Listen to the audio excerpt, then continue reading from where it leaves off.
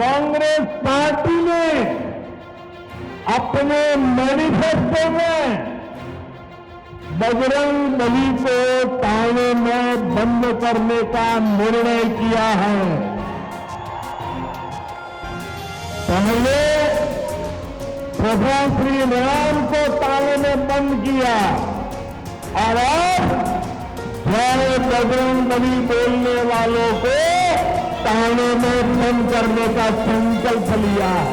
मैं भाजपा, उनके प्रधानमंत्री, उनके तमाम मंत्री और उनके सारे नेताओं को चुनौती देती हूँ। एक चुनाव किसी भी प्रदेश में, एक चुनाव वो जनता के मुद्दों पर लड़के दिखाएं। एक ऐसा चुनाव लड़ें जिसमें ना वो अतीत की बातें करें, ना वो जनता को लड़ाने की बातें करें, ना वो ऐसी बातें करें जिससे जनता के लिए कोई समस्या नहीं है।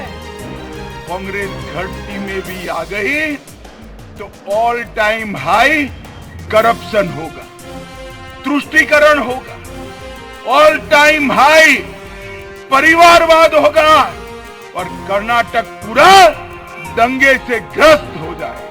अगर प्रधानमंत्री ने ऐसा कहा है तो पूरी तरह से मैं बोल सकता हूं, दावे के साथ कह सकता हूं कि शर्म आनी चाहिए। ये ध्रुव सक्सेना जिस दल के हों, उनको आप मेरे आराध्य देव हनुमान जी से कंपेयर करेंगे, बजरंग बली से कंपेयर करेंगे? ये रक्षा करते हैं हमारी। मोदी जी आपसे भी यही रक्षा करते हैं हमारी। इनसे आप तुलना कर रहे हैं बजरंग दल की। नमस्कार, द वायर में आपका स्वागत है। मैं हूं आरफा खानम शेरवानी। जी हां, ये हैं देश के प्रधानमंत्री नरेंद्र मोदी, जिनको अभी आपने सुना किस तरीके से कर्नाटक में बजरंग बली को लेकर, हनुमान को लेकर एक बड़ा विवाद खड़ा हो गया है। वो कह रहे हैं कि पहले श्री राम को ताले में बंद किया और अब बजरंग बली को बंद करने की, ताले में बंद करने का निर्णय लिया है कांग्रेस पार्टी ने। नरेंद्र मोदी कर्नाटक के चुनाव प्रचार के लिए पहुंचे हुए हैं। मैंने आपको बताया था कल के कार्यक्रम में भी कि किस तरीके से जो हालत है वो काफ़ी ख़राब है बीजेपी की, यानी खुद बीजेपी के नेता ऑन रिकॉर्ड इस बात को कह रहे हैं कि नरेंद्र मोदी के वहाँ चुनावी कैंपेन करने से उन्हें ये उम्मीद है कि कोई करिश्मा हो जाएगा और वो जीत जाएंगे। इसलिए एक हफ्ते का उनका जो पूरा कार्यक्रम है चुनाव से ठीक पहले वो रखा गया है। स्टार प्रचारक हैं, इस बात से भी किसी को इनकार नहीं है कि वो काफ़ी लोकप्रिय नेता हैं और जहाँ भी पार्टी काडर को थोड़ा ऊर्जावान करने की ज़रूरत पड़ती है, उनमें एनर्जी लाने की ज़रूरत पड़ती है, नरेंद्र मोदी का इस्तेमाल होता है और अक्सर वो उनका असर देखने को भी मिलता है। लेकिन आइए पहले पूरा बयान सुन लेते हैं और फिर वापस आते हैं। कांग्रेस पार्टी ने अपने मैनिफेस्टो में बजरंग बली को ताने में बंद करने का निर्णय किया है। पहले प्रभु श्री राम को ताले में बंद किया और अब जय बजरंग बली बोलने वालों को ताले में बंद करने का संकल्प लिया है। तो नरेंद्र मोदी कह रहे हैं कि मैं हनुमान की भूमि को, हनुमान जी की पवित्र भूमि को प्रणाम करने आया हूं और इसके साथ साथ उन्होंने कहा कि दुर्भाग्य ये है देश का कि देखिए कांग्रेस पार्टी किस तरह से ताले में बंद करना चाहती है। उन्होंने कहा कि पहले श्री राम से तकलीफ होती थी और अब बजरंग बली बोलने वालों से भी तकलीफ हो रही है। अमित शाह साहब फरमा रहे हैं कि ये तुष्टीकरण की राजनीति है कांग्रेस पार्टी की, कि वो इस तरह की बात कर रही है। अब तीसरी बात देखिए, संबित पात्रा वो ये कह रहे हैं कि ये सीधे तौर पर अब बजरंग बली की जय जो बोलेगा उसे गिरफ्तार किया जाएगा। सीधे तौर पर यह हमला हो रहा है कांग्रेस पार्टी पर। कांग्रेस पार्टी ने अपना जो मैनिफेस्टो है वो जारी किया चुनाव का, तमाम तरह की जो चीज़ें, जो वादे इरादे पॉलिटिकल पार्टियां करती हैं, उसके अलावा उन्होंने कहा कि जिस तरीके से, मैं वो भाषा भी आपको सुनाऊंगी कि क्या कहा कांग्रेस ने कर्नाटक चुनाव के लिए, लेकिन सीधी सीधी बात उन्होंने ये कही कि PFI और साथ ही बजरंग दल, ये दोनों ऐसे संस्थान हैं जिनके ऊपर कानूनी कार्रवाई की जाएगी और अगर ज़रूरत पड़ी तो उनको बैन भी किया जाएगा। ये भाषा देखिए आप। कांग्रेस पार्टी ये कह रही है, the Congress party is committed to take firm and decisive action against individuals and organisations spreading hatred against amongst communities on grounds of caste or religion। Congress party समर्पित है इस बात के लिए कि जो भी संस्थान या लोग फैला रहे हैं नफरत अलग अलग संप्रदायों के बीच में जाति और धर्म के आधार पर, उनके खिलाफ निर्णायक एक्शन लेगी Congress party. We believe that law and constitution is sacrosanct and cannot be violated by individuals and organizations like Bajrang Dal, PFI or others promoting enmity or hatred, whether among majority or minority communities. We will take decisive action as per law, including imposing a ban on any such organisation. साफ तौर पर कह रही है Congress party, उनका ये manifesto ये कह रहा है कि हम ये समझते हैं कि कानून और संविधान पवित्र चीज़ें हैं और किसी को भी इसके साथ खिलवाड़ करने की इजाज़त किसी भी व्यक्ति को या संस्थान को नहीं दी जाएगी, चाहे वो बजरंग दल हो या PFI हो, जो आपस में नफरत फैलाने की कोशिश कर रहे हैं। हम कानून के हिसाब से एक्शन लेंगे और अगर ज़रूरत पड़ी तो बैन भी करेंगे। अब आप ये बताइए कि कांग्रेस पार्टी ने जो ये पूरी बात, ये पूरा मैंने आपको जो पैरा पढ़ के सुनाया, इसमें परेशानी कहाँ है? इसमें क्या ऐसी बात है जो देश का कानून तोड़ रही है? ऐसी क्या बात है जो संविधान को चैलेंज कर रही है? सबसे बड़ी बात तो यही है कि वो पार्टी जो संविधान के तहत जिसको काम करना है वो ये कह रही है कि वो कानून का पालन करेगी और संविधान का पालन करेगी, लेकिन इसी बात को लेकर सर पर तूफान उठा लिया है कि कैसे कर्नाटका में खासकर जो बजरंग बली की धरती मानी जाती है उस जगह पर कैसे कांग्रेस पार्टी बैन कर सकती है। अब एक तरफ देखिए भाजपा की जो पूरी राजनीति, जिसने चुनाव से ठीक पहले जो 4% का आरक्षण मुस्लिम समुदाय को मिला हुआ था कर्नाटक में, उसको समाप्त कर दिया और उसके बाद उनका मैनिफेस्टो ये कहता है कि वो यूनिफॉर्म सिविल कोड लाएंगे, NRC करवाएंगे। कांग्रेस पार्टी कहती है कि PFI और बजरंग दल को बैन करेंगे, कानूनी एक्शन लेंगे अगर ज़रूरत पड़ी तो। आप पूरा एक कंप्लीट कॉन्ट्रास्ट देखिए, दो अलग अलग भारत के विचार, दो अलग अलग कर्नाटका के विचार, कि कांग्रेस पार्टी को अगर आप इलेक्ट करते हैं तो इस तरह की राजनीति होगी, भाजपा को इलेक्ट करेंगे तो NRC आएगा, UCC आएगा, मुस्लिम आरक्षण समाप्त होगा। सीधे तौर पर समझ में आ रहा है कि आखिर होने क्या जा रहा है कर्नाटक में। सीधे तौर पे जनता के सामने दो ऑप्शंस नजर आ रहे हैं। अब यहाँ नजर ये डाल लेते हैं कि जिस बात पे ये तूफान खड़ा हुआ है, इस कार्यक्रम में अगले कुछ मिनटों में मैं आपको यही बताऊंगी कि आखिर ये संस्था है कौन, बजरंग दल, और इसको बचाने की जो पूरी कोशिश है कि क्या बजरंग दल और बजरंग बली इन दोनों को साथ लाकर, जिस तरह से कांग्रेस पार्टी कह रही है कि अपमान किया है बजरंग बली का, हनुमान का अपमान किया है, क्या ये बात सही नहीं है? इससे पहले कि मैं आऊँ को आपको इस संस्था के बारे में बताऊँ, इसके कारनामों के बारे में बताऊँ कि पिछले 40 साल से ये संस्था जब से स्थापित हुई है, जब से मंदिर आंदोलन चल रहा था, इसने क्या क्या कारनामे अंजाम दिए हैं कर्नाटका में, क्या क्या कारनामे अंजाम दिए हैं भारत के दूसरे हिस्सों में। पवन खेड़ा को सुन लेते हैं। अगर प्रधानमंत्री ने ऐसा कहा है तो पूरी तरह से मैं बोल सकता हूं, दावे के साथ कह सकता हूं कि शर्म आनी चाहिए प्रधानमंत्री। ये ध्रुव सक्सेना जिस दल के हों, उनको आप मेरे आराध्य देव हनुमान जी से कंपेयर करेंगे, बजरंग बली से कंपेयर करेंगे? ये रक्षा करते हैं हमारी। मोदी जी आपसे भी यही रक्षा करते हैं हमारी। इनसे आप तुलना कर रहे हैं बजरंग दल की, जिनके विषय में आपके अपने नेता ज्योतिरादित्य सिंधिया ने क्या कहा था, याद है 2017 में, कि ये ISI से संबंधित लोग हैं, ISI सर्टिफाइड पार्टी है। फोन उठाइए प्रधानमंत्री जी और पूछिए जरा ज्योतिरादित्य सिंधिया से क्या विचार है उनके बजरंग दल के विषय में। बजरंग दल की तुलना बजरंगी से करें और हम बर्दाश्त कर लेंगे? यह अपमान नहीं सहेंगे हम। कैसे अपमान कर सकते हैं वो बजरंग बली का? हम, अरे हमारी भी श्रद्धा है, हमारी भी आस्था है, अपने दिल के पास रखते हैं अपनी आस्था को, लेकिन कोई सीमा होती है अपमान करने की हमारी आस्था। आप कैसे अपमान कर सकते हैं मेरी आस्था का? माफी मांगे प्रधानमंत्री इस देश से और करोड़ों ऐसे भक्तों से जो बजरंग बली को अपने दिल के करीब रखते हैं। अपमानित करने का अधिकार प्रधानमंत्री को नहीं दिया किसी ने भी। मेरी आस्था को अपमानित किया उन्होंने। आज पूछिए जरा उनसे ध्रुव सक्सेना से उनके क्या संबंध है, और पूछिए हनुमान चालीसा आती है उनको। और प्रधानमंत्री जी के लिए तो मैं दो शब्द कहूंगा, दो लाइनें कहूंगा, महावीर विक्रम बजरंगी कुमति निवार सुमति के संगी। जाके उनको बताइए और उनसे पूछिए इसका अर्थ मालूम है, और अगर अर्थ मालूम है तो आत्मसात करें ये अर्थ। तो कर्नाटका में हम्पी नाम के शहर में ऐसी मान्यता है कि अंजनाद्री पर्वत श्रृंखला पर हनुमान जी का जन्म हुआ, उनकी जन्म स्थान उनका ये माना जाता है। ये एक मान्यता रही है। 1984 में बजरंग दल की स्थापना हुई थी। वही वक्त था राम मंदिर आंदोलन के समय का, जब बाबरी मस्जिद ढाए जाने से ठीक पहले 80 के दशक में जब ये पूरा उबाल आ रहा था, तब 1984 में ऐसा माना जाता है कि ये इस संस्था का गठन हुआ। विनय कटियार इसके संस्थापक के तौर पर माने जाते हैं कि जो राम भक्त हैं उनकी रक्षा करेंगे।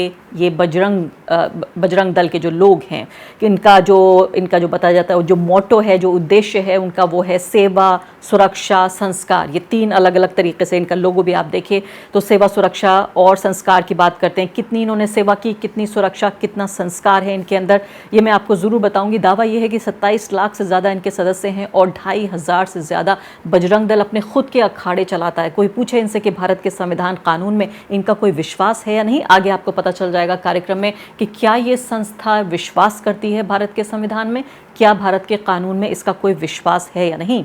तो बाबरी मस्जिद जो तोड़ने वाले जो आरोपी थे उसमें बजरंग दल के लोग भी शामिल रहे इन आरोपियों में, और इसी वजह से ऐसा नहीं है कि पहली बार ये बैन की बात हो रही है। 1992 में इस संस्था को नरसिम्हा राव की सरकार ने बैन कर दिया था। यह अलग बात है, कुछ दिनों बाद वो बैन हटाया भी गया, लेकिन मैं आपको ये बताना चाहती हूँ कि कोई ऐसी बात नहीं है अप्रत्याशित जो पहले नहीं हुई है, जिसका नाम नहीं लिया जा सकता। अब आप ये देखिए, हाल ही में आपको मालूम होगा कर्नाटका में जो पूरा हिजाब का विवाद रहा, जहाँ लड़कियों के बाकायदा स्कार्फ नीचे खींचे गए, नोचे गए, और किस तरीके से एक पब्लिक ह्यूमिलिएशन हुआ मुस्लिम लड़कियों का कॉलेज जाने वाली। इसके अलावा वहाँ टीचर्स और पूरे तरीके से जो ये उबाल लाने की कोशिश हुई, ये सब हमने देखा। इसमें काफ़ी लोग बजरंग दल से जुड़े हुए पाए गए जिन्होंने हेट स्पीचेस में हिस्सा लिया, तमाम नफरत भरी बातें भी उन्होंने की। तो अब मैं आपको ये आंकड़ा बता रही हूँ जिससे ये पता चलेगा आपको कि किस तरीके से कितनी शांतिप्रिय ये संस्था है जिसको प्रधानमंत्री बजरंग बली से जोड़ रहे हैं। पहले कर्नाटक का जिक्र लेते हैं। यहाँ ये आंकड़ा बताता है कि 1 अप्रैल 2022 को अगर हम देखें, 5 बजरंग दल के जो एक्टिविस्ट हैं, जो कार्यकर्ता हैं, उनको अरेस्ट किया गया शिवमोगा डिस्ट्रिक्ट में कर्नाटका के। उन्होंने एक मुस्लिम जो ट्रेडर था, कारोबारी था, हलाल मीट बेचने के आरोप में उसको परेशान किया, उसके ऊपर हमला किया, और तमाम जगह जो है बॉयकॉट हलाल मीट प्रोडक्ट्स, हलाल प्रोडक्ट्स के नाम पे कैंपेन चलाया विश्व हिंदू परिषद ने, और बजरंग दल ने इसको आगे बढ़ाया। जनवरी 18 की बात है 2022 की, 20 साल के एक मुस्लिम युवा को कर्नाटका के गडग डिस्ट्रिक्ट में उसको इस तरह से चाकू घोंपे गए उसके कि उसकी मौत हो गई। इसके अलावा उसके पूरे जो दोस्त थे उनको भी सताया गया यहाँ पर बजरंग दल के ज़रिए। 1 अप्रैल 2021 की ये घटना है। बजरंग दल के लोगों ने एक मुस्लिम व्यक्ति पर हमला किया। वो बेंगलुरु से एक प्राइवेट बस में सफ़र कर रहा था एक अपनी हिंदू दोस्त के साथ। ये पंप वेल की घटना है ये, और इसके अलावा ये पंप वेल के पास ये ऐसा हुआ। और बेंगलुरु सिटी में पुलिस ने 4 लोगों को गिरफ्तार किया बजरंग दल के, और 2 अप्रैल को उनको बुक किया गया। Rioting, promoting enmity between communities, assault and attempting to murder. अब आ जाते हैं और देखते हैं कि ईसाइयों पर किस तरह से हमला किया गया। 2% के आसपास कर्नाटका में ईसाई हैं, 10 लाख से ज़्यादा उनकी आबादी है, और अक्सर ये देखा जाता है, कहा जाता है, जस्टिफिकेशन ये कि देखिए चर्च की गतिविधियां वहाँ बढ़ रही हैं, वहाँ धर्म परिवर्तन हो रहा है, इसलिए बजरंग दल उस धर्म परिवर्तन को रोकने का काम कर रहा है। अक्सर हम देखते हैं कि वहाँ पर जो गिरजाघर हैं, जो चर्च हैं, उन पर हमले की घटनाएं होती रहती हैं। 28 नवंबर 2021 में बजरंग दल के जो ये एक्टिविस्ट, फिर से मैं कहूँगी जो कार्यकर्ता हैं, आप इन्हें गुंडे भी कह सकते हैं, इन्होंने एक प्रेयर हो रही थी जीसस प्रेयर हॉल में बेलूर टाउन में, वहाँ पर लोगों पर हमला किया, डिस्टर्ब किया, उस प्रेयर को उन्होंने रोका, और ये कहा कि यहाँ पर आरोप ये लगाया कि यहाँ पर ज़बरदस्ती धर्म परिवर्तन कराया जा रहा है, और इसलिए बजरंग दल के लोग यहाँ पर उन लोगों को बचाने का काम कर रहे हैं। ये आप देखिए मार्च 19 2013 की घटना है। 7 लोगों को जख्मी हुए, 7 लोग, और इनको सताया, परेशान किया, इनके ऊपर हमला किया बजरंग दल के लोगों ने। इसके अलावा ये क्रिश्चियन प्रेयर चल रही थी यहाँ पर, उडुपी डिस्ट्रिक्ट की घटना है। फिर से वही बात, कन्वर्जन का आरोप लगाया और यहाँ पर लोगों पे हमला किया गया। लेकिन इसके अलावा जो ख़ास बात है वो ये कि मैं इससे पहले ये आऊँ कि किस तरह से ये अपने आप को एक नैतिक संस्था भी कहती है। जो मैंने आपको बताया कि इनका जो पूरा मोटो है सेवा, सुरक्षा और संस्कार वाला। ये कितनी संस्कारी संस्था है कि कानून अपने हाथ में लेकर मॉरल पुलिसिंग करती है। 2008 की मैं आपको घटना बताना चाहूँगी जब सिलसिलेवार तरीके से चर्चों पर हमले हो रहे थे। तब मैं कहूँगी कि जिस एक्शन का जिक्र अभी कांग्रेस पार्टी के मैनिफेस्टो में हो रहा है, निर्णायक रूप से ये बात सामने आई कि किस तरीके से इसके बैन को लेकर तमाम तरह की सरकारी संस्थाओं ने ये आवाज़ उठाई। तो 2018 में 8 में सीरीज ऑफ अटैक्स हो रहे थे चर्चों पर, क्रिश्चियन इंस्टीट्यूशंस पर, खासकर कोस्टल कर्नाटका में। सितंबर 2008 की बात है। इसके बाद बीजेपी सत्ता में आई और बीजेपी सरकार ने ही, बीएस येदियुरप्पा ने, ये भी आपको याद दिलाना चाहती हूँ, बीएस येदियुरप्पा ने ही ये किया कि उन्होंने एक जस्टिस BK सोमशेखरा की कमीशन रिपोर्ट उन्होंने बताई कि इन्वेस्टिगेट किया जाए इसको। तो ये इन्वेस्टिगेशन जो इंटरिम रिपोर्ट उन्होंने पेश की जज साहब ने, उन्होंने गवर्नमेंट के सामने ये रखी सितंबर 2009 में, और कमीशन ने ये पाया कि ये शामिल हैं, ये लोग जो राइट विंग संस्थाएं, बजरंग दल जैसे लोग हैं, वो बाकायदा शामिल हैं इस तरह के हमलों में, चर्चों पर जो हमले हुए हैं। खुद बजरंग दल ने प्रेस कॉन्फ्रेंस करके ये क्लेम किया कि हाँ, हम जिम्मेदारी लेते हैं, खासकर मैंगलोर रीजन में जिस तरह से तोड़फोड़ की उन्होंने वहाँ पर चर्चों में। तो आप ये साफ से सोचिए कि किस तरीके से 2008 की ये घटना है। 2008 में ही नेशनल कमीशन फॉर माइनॉरिटीज़ ने बजरंग दल के बारे में क्या कहा। तो सितंबर में ये रिपोर्ट आई जो येदियुरप्पा की खुद बीजेपी सरकार ने ये कमीशन बिठाया था, और जो नेशनल कमीशन फॉर माइनॉरिटीज़ था उसने क्या कहा बजरंग दल पर के बारे में। उन्होंने कहा कि काफ़ी हम गंभीर इस पूरे मामले को देख रहे हैं और कह रहे हैं कि जो चर्चों पर हमले हुए हैं वो इसमें बजरंग दल शामिल है। नेशनल कमीशन फॉर माइनॉरिटीज़ ने सजेस्ट ये किया, बाकायदा अपने ऑफिशियल डॉक्यूमेंट में ये कहा कि इस तरह की संस्था को बैन करना चाहिए क्योंकि ये जिम्मेदार हैं जिस तरह से कम्युनल हार्मनी, सांप्रदायिक सौहार्द टूट रहा है राज्य में, उसके लिए जिम्मेदार हैं। ये जो अल्पसंख्यक आयोग है, राष्ट्रीय अल्पसंख्यक आयोग, वो ये कह रहा है। 2008 की ये घटना है। तो मैं कहूँगी 2008 एक तरह से वो वक्त था जबकि ख़ास तौर से बजरंग दल को लेकर एक राय बन रही थी देश में कि इनको फिर से बैन किया जाना चाहिए। कर्नाटक में ही ये एक और मैं आंकड़ा पढ़ रही थी कि हाल ही में देखा गया है कि हेट स्पीच के मामलों में, जो मैं आपको हिजाब का जिक्र कर रही थी या हलाल मीट को लेकर जो तमाम तरह का पूरा फसाद वहाँ पे खड़ा हुआ है, हेट स्पीच में 4 गुना वृद्धि हुई है। और जो गौरक्षक हैं वो किस तरह से अपनी एक तरह से मॉरल पुलिसिंग करते हैं, यानी लोगों को बताते हैं कि उनको नैतिक तरीके से ज़िंदगी जीनी चाहिए। ये 5 अप्रैल की घटना है, ठीक 1 महीना भी अभी गुजरा नहीं है। 5 अप्रैल इसी साल की बात बता रही हूँ। एक मुस्लिम युवा को उसके बाद अटैक किया गया, उसकी पिटाई की गई एक पूरे गैंग के ज़रिए, चूँकि वो अपनी एक हिंदू दोस्त से बातचीत कर रहा था। एक बस में वो सफ़र कर रहा था।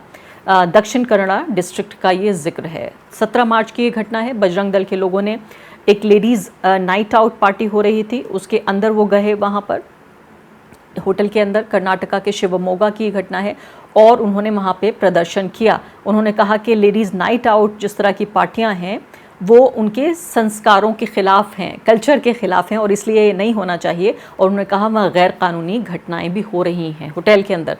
औरतों को, कुछ महिलाएं अपनी पार्टी कर रही थी, उस पार्टी को भी इन्होंने जाके डिस्टर्ब किया। नवंबर के महीने में 2022 में एक इन्हीं ग्रुप ऑफ मैन, उनको असॉल्ट किया गया। ग्रुप ऑफ मैन ने असॉल्ट किया, यानी कि उन्होंने पिटाई की, हमला किया, एक मुस्लिम पुरुष पर हमला किया जो कि अपनी एक हिंदू साथी के साथ मैंगलुरु में जा रहा था। और पुलिस का ये कहना है कि बजरंग दल के लोग इस मुस्लिम युवा पर हमले के लिए आरोपी पाए गए। ये खुद पुलिस का ये कहना है। और हालांकि संस्था ने इनकार कर दिया कि इसमें वो शामिल नहीं है। ये भी एक बात आपको बताऊंगी मैं आगे, खास करके किस तरीके से जो भगवा संगठन है ये पहले किस तरह से अपने जो सदस्य हैं उनको इस्तेमाल करते हैं। जब वो इस तरह की जो क्रिमिनल एक्टिविटीज़ हैं जब उसमें शामिल पाए जाते हैं तो बहुत साफ तरीके से अपना दामन बचा लेते हैं कि हमारा ये सदस्य है ही नहीं। अब आगे बढ़ते हैं और आपको मैं बताती हूँ कि किस तरीके से, ये तो आपने कर्नाटका में देखा, अब ये देखिए आपके राष्ट्रीय स्तर पर क्या हो रहा है। और मैं बहुत पहले नहीं जाऊँगी, मैं आपको जब मंदिर आंदोलन था वो घटनाएं, उस सब में जाऊँगी तो शायद शाम हो जाएगी मुझे बताते हुए कि क्या क्या कारनामे हैं। आप सिर्फ पिछले कुछ महीने की घटनाएं देख लीजिए। तो बजरंग दल के कन्वीनर को मास्टरमाइंड बताया है बिहार की पुलिस ने। जो बिहार में जो भी हाल ही में मार्च के आखिर में जो हिंसा हुई है, रामनवमी की हिंसा, उसमें जो मास्टरमाइंड है बिहार पुलिस ये कहती है कि वो कन्वीनर है बजरंग दल का। और एज यूजुअल हस्बे आदत कि मना कर दिया उन्होंने बजरंग दल वालों ने कि हम इसमें हमारा इस व्यक्ति से कोई लेना देना नहीं है। तो कम्युनल वायलेंस जो हुआ था नालंदा डिस्ट्रिक्ट में, जिस पर पूरे तरीके से रिपोर्टिंग हुई, आपने देखा द वायर पर भी आपने ग्राउंड रिपोर्ट्स भी देखी होंगी। इस पर मैं ये पढ़ी थी कि किस तरीके से बिहार पुलिस ने ये बताया कि नालंदा डिस्ट्रिक्ट में ये कुंदन कुमार नाम का व्यक्ति है जो मास्टरमाइंड है उस पूरे कम्युनल वायलेंस का। इसको गिरफ्तार भी किया है बिहार पुलिस ने। 13 लोग इसमें जख्मी हुए थे, जिसमें 2 पुलिस वाले भी थे। और ये हिंदू और मुसलमानों के बीच ये पूरा सांप्रदायिक तनाव हुआ रामनवमी के दौरान। रामनवमी का जो प्रोसेशन जा रहा था, जुलूस जा रहा था, उसकी ये घटना है। तो 8 अप्रैल को इनकी गिरफ्तारी भी हो गई कुंदन कुमार की, और इन्होंने सरेंडर भी कर दिया। तो पुलिस का आरोप यह है कि इस व्यक्ति ने बड़ी तादाद में लोगों को, भीड़ को इकट्ठा किया और जाहिर है भीड़ फिर जो है बेकाबू हो गई और इस तरह से ये घटनाक्रम पेश आया। अभी अतीक और अशरफ दोनों भाइयों जो गैंगस्टर्स थे, उनकी जो हत्या हुई लाइव कैमरे पर, उसमें भी जो 3 लोग हैं उनमें एक व्यक्ति ये कह रहा है कि वो बजरंग दल का व्यक्ति है, बजरंग दल का वो एक्टिविस्ट है, कार्यकर्ता है। बजरंग दल ने कहा हमारा इससे कोई लेना देना नहीं है। अब जुनैद और नासिर का मामला देखिए राजस्थान का, जिसमें जिंदा जला दिया गया इन दोनों लड़कों को, इन दोनों व्यक्तियों को। इस मामले में भी जो रिंकू सैनी गिरफ्तार किया गया है वो भी बजरंग दल का ही है। राजस्थान पुलिस ने जो 2 लोगों को, इन लोगों को, रिंकू सैनी को गिरफ्तार किया है। 2 मुस्लिमों को अगवा करके जो कार में उनको जिंदा जलाया गया, ये घटना भी आपने द वायर पर इसका कवरेज देखा होगा। तो बजरंग दल के 5 लोगों के नाम इस घटनाक्रम में शामिल हैं। तो यही मैं आपको बताने की कोशिश कर रही थी कि किस तरीके से लगातार अलग अलग वक्त में देखा गया है। सिर्फ मैंने आपको ये हाल ही का घटनाक्रम बताया है, जिसमें सीधे तौर पर इस पूरे इलेक्शन को, चूँकि अब ये जीत हार का पूरा मसला बन रहा है, तो ऐसे में कोशिश की जा रही है कि पोलराइज किया जा सके, ध्रुवीकरण किया जा सके इस पूरे मसले का। और ये तब की बात है कि ऐसा नहीं है कि बहुत बेहतरीन कोई मुस्लिम रिप्रेजेंटेशन कर्नाटका में है। अगर आप आंकड़े यहाँ पर देखने की कोशिश करें तो 2004 से 2009 की जो लोकसभा है उसके बाद से एक भी कोई प्रतिनिधि मेंबर ऑफ पार्लियामेंट कर्नाटका से चुन के नहीं आया है। काफ़ी हद तक जो मुस्लिम जो वहाँ पर रिप्रेजेंटेटिव्स हैं, नुमाइंदे हैं, उनकी तादाद काफ़ी कम है। 13 के आसपास, 13% के आसपास वहाँ मुस्लिम आबादी है। और सिर्फ जो है 3% के आसपास वहाँ, यानी कि ये समझ लीजिए आपकी 7 लोग जो पिछली जो विधानसभा है, इसमें 16वीं विधानसभा, इसमें सिर्फ 7 लोग चुन के आए। 3% और आबादी है, अब मान लेते हैं 13%, तो 13% आबादी में सिर्फ 3% लोग चुन के आए। इसके अलावा अब आप ये देखिए कि 3 इसमें बेंगलुरु से ही एमएलए हैं और 2 बाकी अलग इलाकों से हैं, जिसमें हैदराबाद कर्नाटका भी एक इलाका है। तो सीधे तौर पर आप ये देखिए कि कांग्रेस पार्टी, जेडीएस, तमाम सेक्युलर पार्टियों के सत्ता में रहने के बावजूद भी रिप्रेजेंटेशन इतना लो है। अब जितनी भी ये पॉपुलेशन है 13%, उसको भी बाकी पॉपुलेशन के ख़िलाफ़ खड़ा करने की कोशिश हो रही है कि कांग्रेस पार्टी को ये बताया जाए कि कैसे कांग्रेस पार्टी मुसलमानों की हमदर्द है और जो हिंदू समुदाय है उसके जो भगवान हैं उनको ताले में बंद करना चाहती है। और ख़ुद प्रधानमंत्री अपने चेहरे के साथ आते हैं और ये कहते हैं साफ तौर पर, गृह मंत्री, प्रधानमंत्री, पूरा बीजेपी का अमला लगा हुआ है कि किस तरीके से ध्रुवीकरण किया जाए इस पूरे चुनाव का। द वायर के और वीडियोस देखने के लिए सब्सक्राइब करें और बेल आइकन पर क्लिक करें। स्वतंत्र पत्रकारिता की आर्थिक मदद करने के लिए डिस्क्रिप्शन में दिए गए लिंक पर जाएं और अपनी राशि चुनें।